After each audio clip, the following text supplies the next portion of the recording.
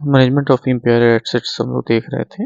उसमें नेक्स्ट जो हमारा था वो था सीक यूनिट। ठीक है, सीक यूनिट जो होता है जिसको बीमार कंपनी कह सकते हैं, बीमार उद्योग कह सकते हैं या बीमार, तो इसके लिए एक्ट आया था सिक इंडस्ट्रियल कंपनी एक्ट 1985 में, सिक्का जिसको बोलते हैं। ठीक है, तो ये 1985 का था। इसमें क्या था, सिक्का जो था applied the company both in public and private sector owing industrial undertaking. जो भी इंडस्ट्रियल अंडरटेकिंग जिसके पास था वो चाहे प्राइवेट हो या पब्लिक में हो, उसके लिए आया था। इसमें क्या था, pertaining to the industry specified in the first schedule to the industry act 1951 IDR except industry relating to ships and other vessels drawn by power and. ठीक है, इसमें क्या था, पर्टेनिंग टू, किससे पर्टेन्स था, industry specified in first schedule to the industry development act था 1951, उस पर लागू होता था, एक्सेप्ट इंडस्ट्री जो थी शिप्स एंड वेसल्स वाली छोड़ के, and not being a small scale industry undertaking और ancillary industries industrial undertakings as defined in section 3J of IDR act. देखिए ये सब पे लागू होता था except ship and other vessels drawn by power, ठीक है, या छोटे not small scale industries under. ठीक है, क्राइटेरिया क्या था इसमें, डिटरमाइन सीकनेस डिटरमाइन करने का, the accumulated loss of the company to be equal to और more than its net worth, capital plus अलग। ठीक है, तो नेटवर्थ के बराबर अगर है, that is its paid up capital plus free reserves. ठीक है, फ्री रिजर्व्स किसे बोलते हैं, जैसे रिजर्व एंड सरप्लस भी होता है, रिजर्व एंड सरप्लस। ठीक है, जैसे कंपनी ने कोई शेयर इशू किया 100 रुपये का, उसके ऊपर प्रीमियम 5 रुपया मिल रहा है प्रीमियम, तो ये जो 5 रुपया हो गया ये हो गया उसका रिजर्व एंड सरप्लस। ठीक है, तो कैपिटल प्लस फ्री रिजर्व के बराबर अगर उसका लॉस हो गया है तो उसको सीक यूनिट मानते थे। Next, the company should have completed 5 years after incorporation under the company act 1956। उस समय का कंपनी एक्ट के हिसाब से कंपनी जो है 5 years कंप्लीट करना चाहिए। It should have 50 or more workers on any day and 12 month preceding the end of financial year with reference to its sickness claimed। जब वो sickness क्लेम करा, जिसे आज के डेट में इंसॉल्वेंट क्लेम करता है, ठीक है, और भाग जाता है एनसीएलटी में, ठीक है ना, तो अभी क्या था, एनसीएलटी में भाग जाता है, दिवालिया हमको घोषित कर दो भैया, वैसे नहीं चलेगा। तो उस समय क्या था कि सिकनेस आपको डिक्लेयर करने के लिए क्या होना चाहिए, आपके पास प्रीवियस 12 महीने में 50 से ज़्यादा वर्कर पर डे होना चाहिए। इस should have a factory licence, उसके पास फैक्ट्री लाइसेंस होना चाहिए।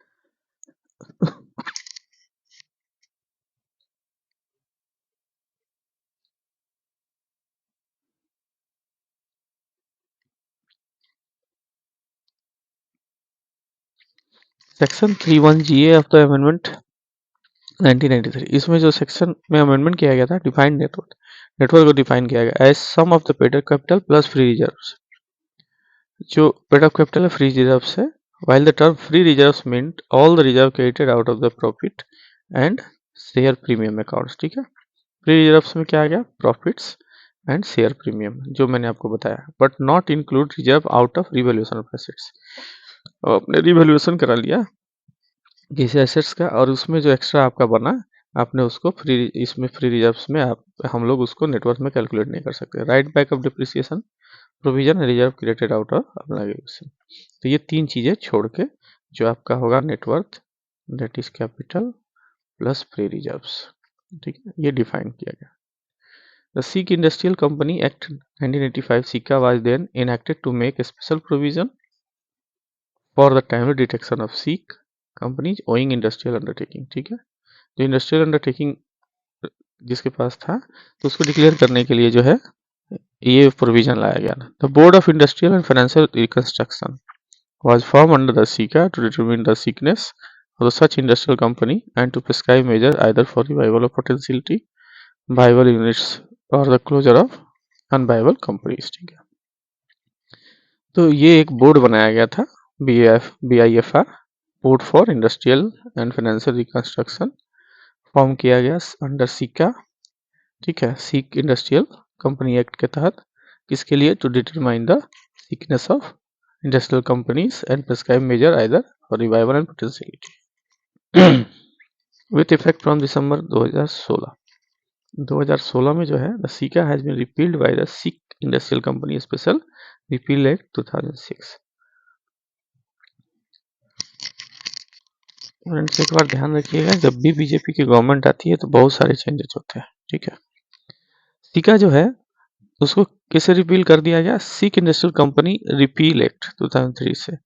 This has resulted dissolution of BFI, तो आपका बीएफआईआर खत्म हो गया and other bodies form under SICA. तो फिर क्या हुआ, फिर there were often separate matters, यहाँ आ गया ये वाला, ठीक है।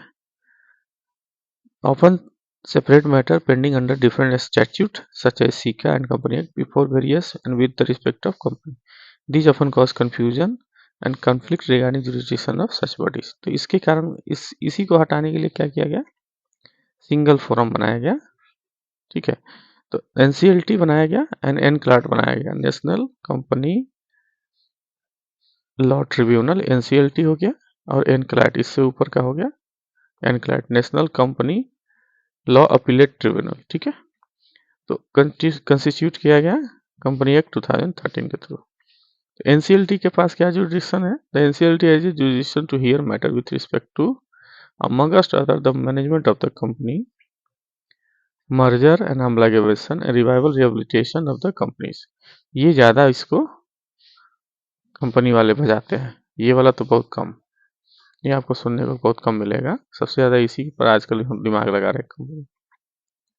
ले जाओ इंसॉल्वेंट घोषित कर दो भैया, लो हमसे चलेगा नहीं दुकान हमारी, अब तुम बताओ इसका कैसे होगा, ठीक है। तो the jurisdiction of NCLT has been further bolstered by the insolvency and bankruptcy code, IBC आया था 2016 में, which amongst other things provide that corporate insolvency process may be initiated before the NCLT।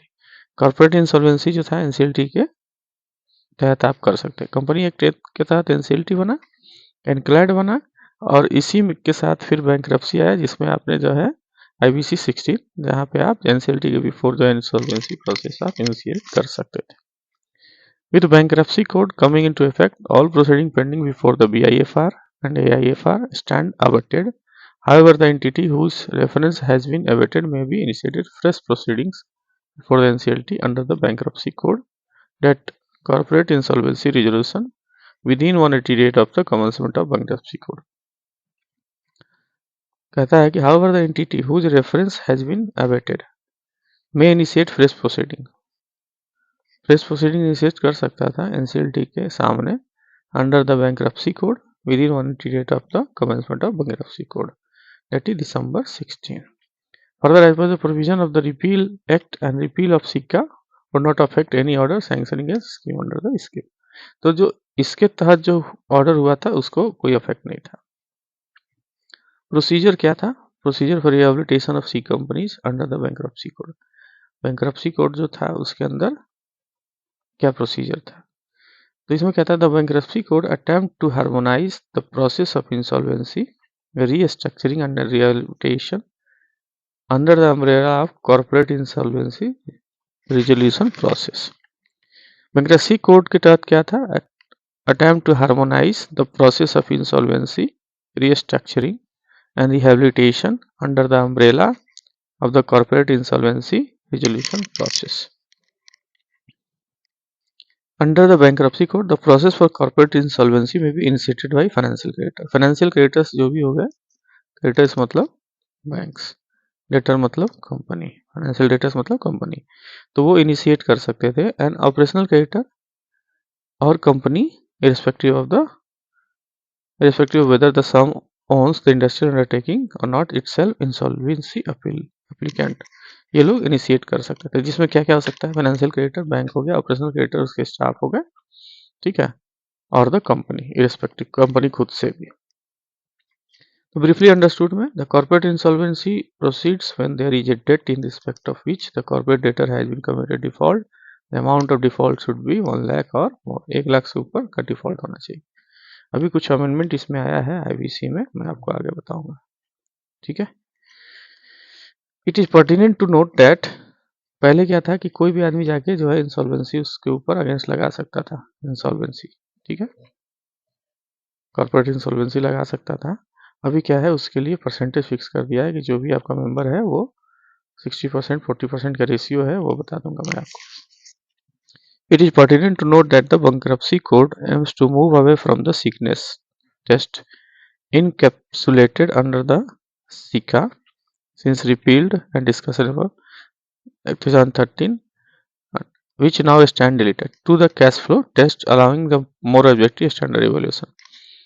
यहाँ पर एक चीज कहता है कि आपको नोट करना चाहिए कि बैंक्रप्सी कोड इसका क्या एम था, aim to move away from the sickness test, sickness test नहीं करना था हमको, ठीक है। इसमें क्या था, ये देखना था कि कैश फ्लो टेस्ट करना था, allowing for the more objective standard for evaluation. An insolvency applicant में भी therefore file an application before NCLT, जो एप्लीकेंट था वो क्या है, उसको एनसीएलटी के सामने फाइल करना होता है for the initiation of corporate insolvency resolution process in respect of the corporate debtors upon complying with the certain prescribed procedure requirement. Upon being satisfied with the content of the application, the NCLT may admit or reject the application.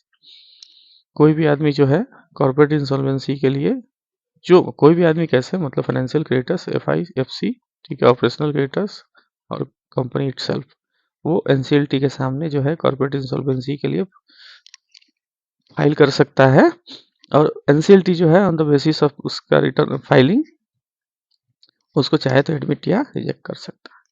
If the application is admitted, the corporate insolvency resolution process for some such corporate debtors commences, तब start हो जाएगा। Upon admission of application, the NCLT shall declare a moratorium period during which no legal proceeding may be instituted or continued against such corporate debtors. अगर इसने NCLT ने इनके request को accept कर लिया तो उसमें मोरेटोरियम पीरियड दिया जाएगा जिसमें कोई भी लीगल प्रोसीडिंग्स कंपनी के अगेंस्ट नहीं होगी या कंटिन्यूड नहीं होगी, ठीक है।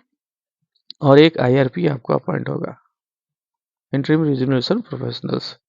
Further, it is necessary that an IRP will be appointed and public announcement to initiate the corporate insolvency process to be issued. ठीक है, आईआरपी अपॉइंट होगा, आईआरपी का काम होगा उसको कॉर्पोरेट इंसॉल्वेंसी जो प्रोसेस है उसको स्टार्ट करना, उसको एंड तक लेके जाना। सच आरपी जो होगा, resolution professor have to be registered with the insolvency bankruptcy board of India after clearing an examination. The bankruptcy code prescribes detailed steps in manner which the corporate insolvency process is to be carried out, which include formation of resolution plan. Resolution plan उसको बनाना है to attempt to revive, rehabilitate the business of a company. In the event of resolution plan is approved, the same is implemented accordingly. RP जो है resolution plan बनाता है, resolution plan बना के जो भी मान लीजिए इन केस कंसोर्शियम है, कंसोर्शियम मेंबर के सामने प्रस्तुत करता है, उसमें जो है बहुमत के हिसाब से उसका निर्णय होता है। अगर बहुमत है कि ठीक है ये रिजोल्यूशन प्लान ओके है तो ओके होगा, फिर आगे बढ़ेंगे, अगर ओके नहीं है तो फिर से उसको रिवाइज किया जाएगा। However, if no resolution plan is agreed upon और approved by NCLT within 180 days of the admission of the application, the company will be wound up as per the provision of bankruptcy code.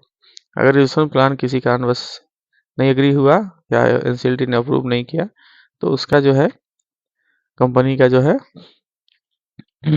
Company will wound up as per the provision of bankruptcy code, ठीक है। The MSME are impacted adversely by even small temporary adverse conditions and unfavorable economic conditions of the country faces due to the factor like global slowdown, ठीक है, ये कहानी है।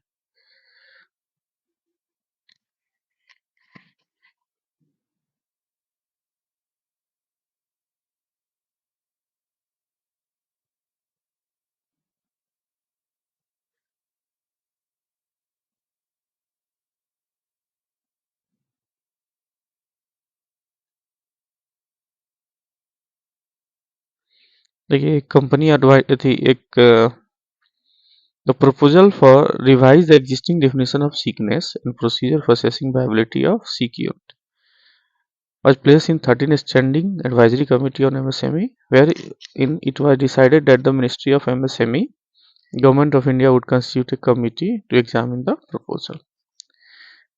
Consequently, a committee was set up by the Ministry of MSME, and following the submission of report of committee, it was proposed to modify then existing definition of sickness of micro and small enterprises and lay down the procedure for assessing the viability of sick unit.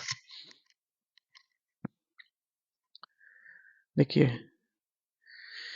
a unit or enterprise is considered sick कब माना जाएगा? When any of the borrowable account has become a doubtful advance as defined by the RBI. जब कोई भी borrowable account जो है doubtful में define किया जाएगा तो उसे sick माना जाएगा. Principal interest, irrespective of any its borrowed account, has been remained overdue for a period of not exceeding 90 days, and there is an erosion in net worth due to accumulated cash loss to the extent of 50% more of its peak net worth in the preceding account year, subject to the provision that the unit has completed 2 full years of the company those to complete commercial production 2 साल में किया हो, और in case उसका जो है net worth जो है उसका इरोजन हो गया 50% से ज़्यादा, ठीक है, तो प्रीसीडिंग अकाउंटिंग ईयर में तो उसको सीक माना जाएगा. या 90 दिन से ज़्यादा क्या है, इंटरेस्ट क्या बोलते हैं, डाउटफुल में चला गया, borrowable account has become doubtful advance, तो इसको सीक माना जाएगा. अब MSME sick units, a micro and small enterprises as defined MSME Act 2006 may be said to have become seek. कब माना जाएगा? Any of the borrowable account of enterprise remain NPA for 3 month. अगर वो 3 month से ज़्यादा का NPA हो.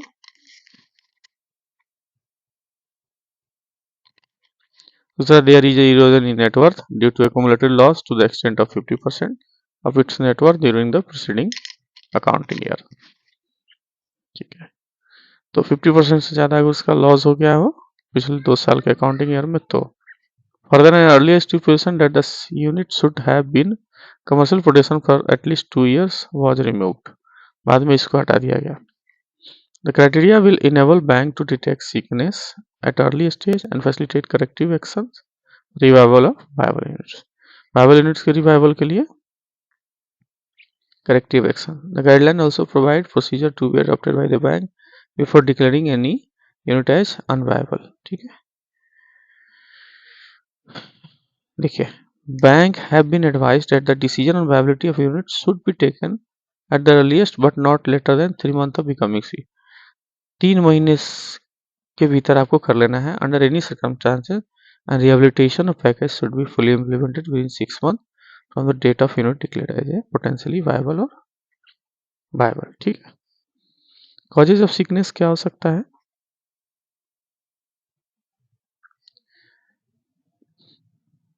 ये causes of sickness जो है broadly divided into 2 category. पहला नेमली इंटरनल हो सकता है, एक्सटर्नल कॉजेज हो सकता है. इंटरनल कॉजेज में क्या क्या हो सकता है? मैनेजमेंट फेलियर, फाइनेंशियल प्रोडक्शन का इशू, फाइनेंस प्रोडक्शन का इशू, पर्सनल इशू, मार्केटिंग का इशू, एंटरप्रेन्योरशिप क्वालिटी का इशू, डिसोसिएशन अमंग पार्टनर दोनों, और पार्टनर या प्रमोटर में आपस में विवाद हो गया, तो एक रीजन इंटरनल में हो सकता है. एक्सटर्नल में क्या हो सकता है? फाइनेंस का इशू हो सकता है, शॉर्ट फंडिंग मिला बैंक से या फंडिंग की रिक्वायरमेंट है ज़्यादा, ओवरलोडेड हो गया.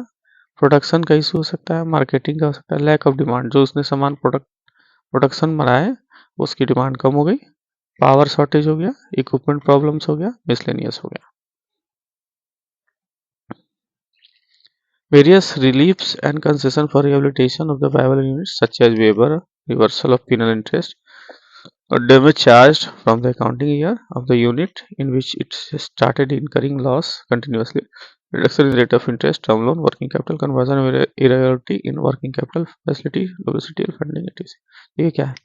बहुत सारे रिलीफ एंड कंसेशन जो है दिए गए. Concession for rehabilitation of viable units दिया गया था, such as waiver of reversal of penal interest की वापसी, डैमेज जो चार्ज हुआ था from the accounting year of the unit in which the started incurring cash loss continuously, rate of interest को reduce किया गया ऑन टर्म लोन पे, working capital पे, conversion of irregularity in working capital facility to WCTL, funding of interest dues. ठीक है, next है हमारा income recognition. ठीक है, इनकम रिकॉग्निशन. ठीक, इनकम रिकॉग्निशन पॉलिसी क्या है ये देखिए. इनकम रिकॉग्निशन, ठीक है, तो कहाँ से हमको आय हो रही है, ठीक, उसका classification, income recognition asset classification एक चैप्टर भी है, तो उसमें यही देखना है कि हमारी आय कहाँ से हो रही है। ठीक है, तो पॉलिसी क्या कहती है, income from NPA asset is to be recognised only when it is actually received. अगर किसी अकाउंट से अगर आपको इंटरेस्ट आ रहा है तो दैट मीन्स वो से कह सकते हैं that was account is standard. But अगर उस अकाउंट से अगर वो एनपीए है तो वहाँ से आप इंटरेस्ट का प्रोविजन नहीं कर सकते या इंटरेस्ट चार्ज नहीं कर सकते। ठीक है, इंटरेस्ट चार्ज होगा बट वो एक्रू होगा आपके अलग अकाउंट्स में, इसको आप कैलकुलेशन में नहीं ले सकते हैं। तो कहता है this means that the recovery should be on cost basis and not accrual basis.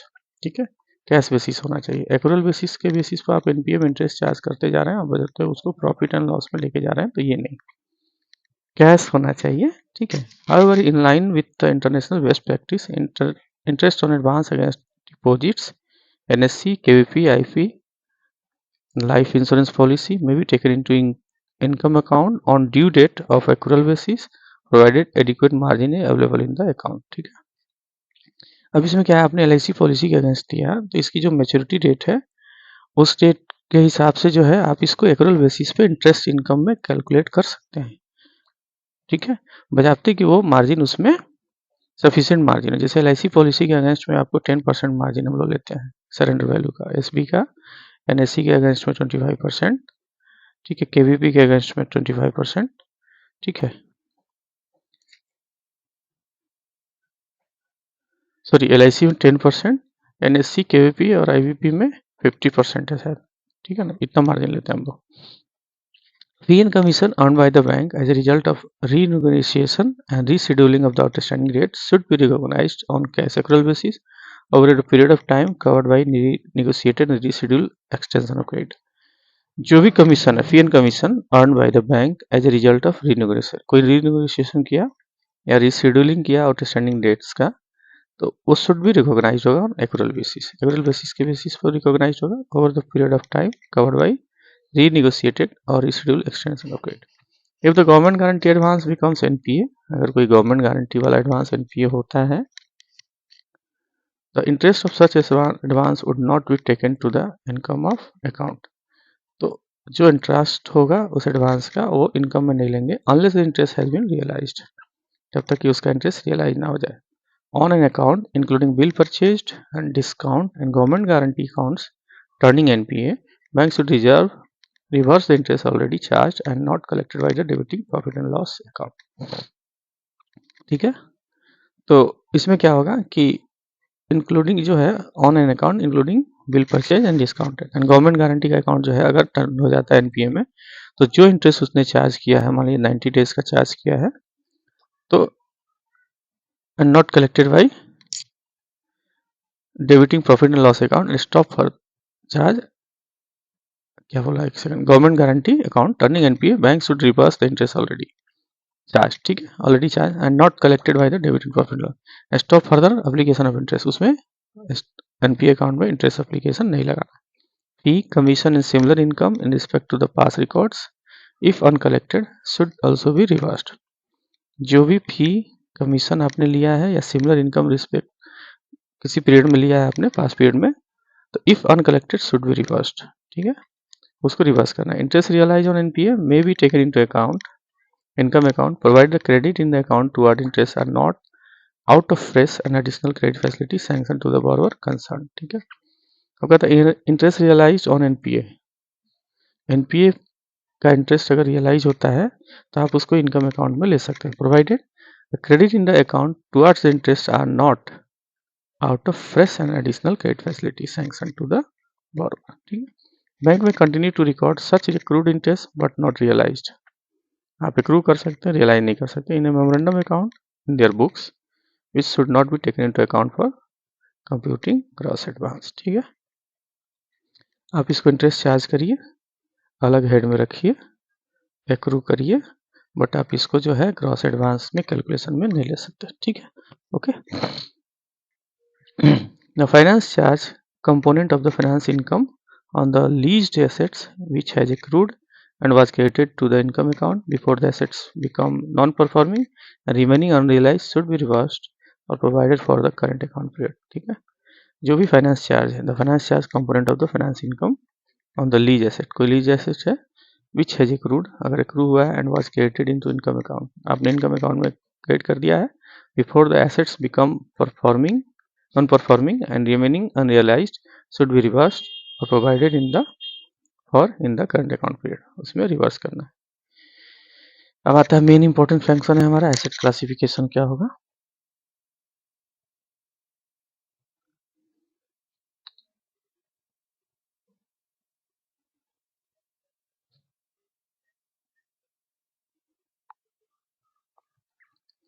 NPR to be classified into sub standard, ठीक है। एनपीआर क्लासिफाइड आप उसको सब स्टैंडर्ड, डाउटफुल और लॉस 3 चीज में होता है। सब स्टैंडर्ड डाउटफुल का 3 होता है, D1, D2, D3, लॉस तो लॉस ही है। सब स्टैंडर्ड, ठीक है। Based on the period for which the assets had remain non performing and defined in the presiding paragraph, ठीक है। तो सर्टेन पीरियड के हिसाब से रहता है सब स्टैंडर्ड 1 ईयर, ठीक है। Doubtful 1 to 3 years and loss after the 3 years, ठीक है। लॉस कंपनी को डिक्लेयर करना पड़ता है, अदरवाइज ये D3 में रहता है या बैंक को डिक्लेयर करना पड़ता है, ठीक है। अदरवाइज ये D3 में ही रहेगा जब तक बैंक उसको लॉस डिक्लेयर ना कर दे, ठीक है। Realisability of dues must be factored in the formula is not manually applied, ठीक है। अब देखिए सब स्टैंडर्ड कब माना जाएगा, remained in PA for period not less than और इक्वल टू 1 ईयर, ठीक है। Less than equal to 1 year होना चाहिए, तो इसको तब तक उसको सब स्टैंडर्ड माना जाए। In such cases the current net worth of the borrower and guarantor of the market value of security charge is not enough to ensure recovery of bank dues. तो उससे क्या होगा, मतलब ये है कि इन सच केसेस, इसका मतलब ये हुआ कि जो करंट नेटवर्थ है बोरोवर का एंड गारंटर का या उसके मार्केट वैल्यू ऑफ सिक्योरिटी का जो है चार्ज है, वो इतना इनफ नहीं है कि जो हम उसकी बैंक एनपीए की रिकवरी कर सकें। डाउटफुल एसेट्स क्या है, रिमेन, दूसरा ये likely to sustain some loss if deficiency are not corrected, अगर उसमें कमियां को हम लोगों ने सुधार नहीं किया तो क्या है, मतलब उसने सुधार नहीं किया तो और लॉस भी हो सकता है। डाउटफुल एसेट्स क्या है, ये क्या होगा, ग्रेटर देन 1 ईयर, ठीक है। सब स्टैंडर्ड कैटेगरी बियॉन्ड 1 ईयर, रिमेंडिंग सब स्टैंडर्ड कैटेगरी बियॉन्ड 1 ईयर। तो रिकवरी हाईली क्वेश्चनेबल होता है एंड इम्प्रोबेबल होता है। इस केसेस में क्या है, रिकवरी टफ हो जाती है। सब स्टैंडर्ड अकाउंट जब तक गिरा नहीं तब तक तो सही है, अकाउंट गिर गया तो सब स्टैंडर्ड तक में अगर आप सीधा कर लिए तो ठीक है, अगर सब स्टैंडर्ड तक में आप वसूली नहीं कर पाते इट मीन्स वो अकाउंट कभी फिर सीधा होने की संभावना बहुत ही कम हो जाती है, ठीक है। Greater than 1 year to less than 3 years, ठीक है। इसमें आता है D1, D2 and D3। Loss assets में क्या है, एसेट कंसीडर अनकलेक्टेबल, अगर कोई बैंक ने डिक्लेयर कर दिया कि हाँ ये एसेट सब हम कलेक्ट नहीं कर पाएंगे, and little value but not return of Holi bye the bank, ठीक है। राइट ऑफ नहीं किया है तो उसको बैंक लॉस एसेट्स मानता है। Continuance as a bankable assets although it may have some salvage और रिकवरी। टिपिकल गाइडलाइंस क्या है, classification of NPA. NPA classification should be done taking into account of degree of credit, weakness and availability of collateral, security or realization of dues.